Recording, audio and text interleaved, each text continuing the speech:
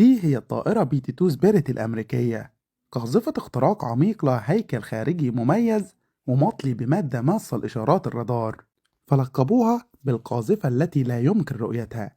الطائرة مصنوعة من مزيج من التيتانيوم والجرافيت بوكسي بالإضافة للألياف الزجاجية، وما تتخدعش بهيكلها الناعم لأن الإطار بتاعها مصنوع من الفولاذ، وعشان يقللوا من التوقيع الحراري دفنوا المحرك جوه جسمها. المحرك بيسحب هواء بارد وبيطرد هواء دافي، وده بيمنع الصواريخ المتتبعة للحرارة إنها تطارد القاذفة، وده علشان الحرارة الخارجة من القاذفة قليلة جدا. وبعد فترة من التطوير صنعوا البي 21 سبيريت اللي توقيعها الحراري أقل وأصغر في الحجم من النسخة القديمة، والنسخة دي مستخدمين فيها تقنيات أحدث للتخفي، وزودوا من امتصاصها الإشارات الرادار، وده بيزود فرصة نجاتها قدام الأنظمة الدفاعية المتقدمة الموجودة في العالم دلوقتي. لو دخلنا جوه مقصورة قيادة البي 2 سبيريت هتلاقي فيها فردين، القائد والطيار. المقعدين موجودين جنب بعض وفيهم نظام حماية في حالة تعرض القاذفة للخطر، وقتها أوقية الحماية بتتشال والكراسي بتخرج من جسم القاذفة. داخل الكابينة موجود نظام فيونيك المتطور جدا، والنظام ده بيشمل نظام التحكم في الوقود وشاشات الرادار وأنظمة تحديد الموضع، وبفضل النظام ده الطيار له قدرة على الملاحة في أصعب الظروف. فتعال نشوف إزاي تقود الطائرة الشبح وإزاي بتهرب من الرادار. تعالوا نتكلم في الأول عن تاريخ البيتو سبيريت. التصميم الفضائي بيرجع للمهندس جاك نورثروب، واللي اخترع النوع ده من الطائرات اللي بتكون عبارة عن أجنحة من غير ديل، والكلام ده كان من 1949، والتصميم وقتها اترفض، ولكن دلوقتي موجودة على أرض الواقع. مقدمة القاذفة شبه سن الرمح، وباقي الهيكل مصنوع من ضلوع طولية وضلوع أفقية مصنوعة من الفولاذ. على أجنحة القاذفة هتلاقي موجود خزانين الوقود اللي يقدروا يشيلوا 75 ألف كيلو جرام من الوقود، والكمية دي تقدر تملي بيها شاحنتين من الوقود.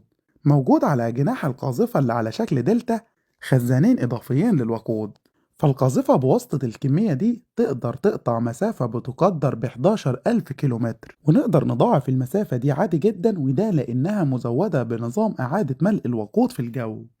وبمساعدة النظام ده تقدر القاذفة تطير لمدة 44 ساعة متواصلة. القاذفة عندها 4 محركات تيربوفان انجين طراز ال F118، والمحركات الأربعة بتكون مدفونة جوه جسم القاذفة. المحرك الواحد بيسحب الهواء من المقدمة وبيزود ضغطه، وبعدها بيخلطه بالوقود، وبعدها بيدخله لغرفة الاحتراق، فبتنتج طاقة كبيرة جدا بتؤدي لاندفاع القاذفة. درجة الحرارة جوه غرفة الاحتراق بتوصل ل1000 درجة سيليزية، وده بسبب الزيادة اللي حصلت في الضغط. وعلشان يقللوا من التأثير الحراري للطاقة الخارجة من المحرك بيمزجوها بالهواء الداخل ليها، وده بيسبب انخفاض في درجة حرارة العادم، وبالتالي توقيع القاذفة الحراري بيكون أقل، وده مناسب لكونها قاذفة شبحية. في نهاية الأجنحة الرئيسية موجود الأجنحة المساعدة اللي اسمها الإليفونز، ودي اللي بتساعد على التحكم في جسم القاذفة، لكن حركة الإليفونز مش هتخلي الطائرة تميل يمين أو شمال، علشان كده موجود السبليت دراج رادر، من اسمه بتزود حدة الجناح، وده بيسبب اختلاف في زاوية وسرعة اختراق الجناح للهواء، وبالتالي هتميل ناحية اليمين أو هتميل ناحية الشمال، وده هيكون سبب إن تغيير اتجاه سير القاذفة هيكون أبطأ من باقي الطائرات.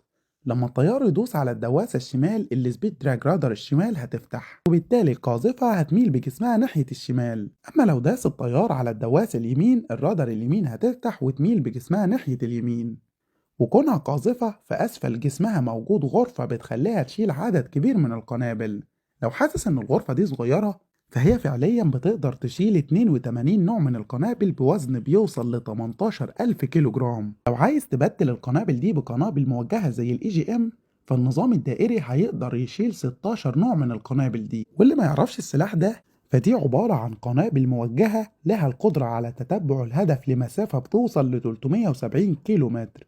فبتبدأ مهمة القاذفة بإشارة من مركز القيادة إن البي 2 سبيريت دلوقتي على ارتفاع عالي جدا، ولما توصل للهدف أو المكان المحدد بتاعها بتقدر تطلق السلاح المخصص للمهمة دي.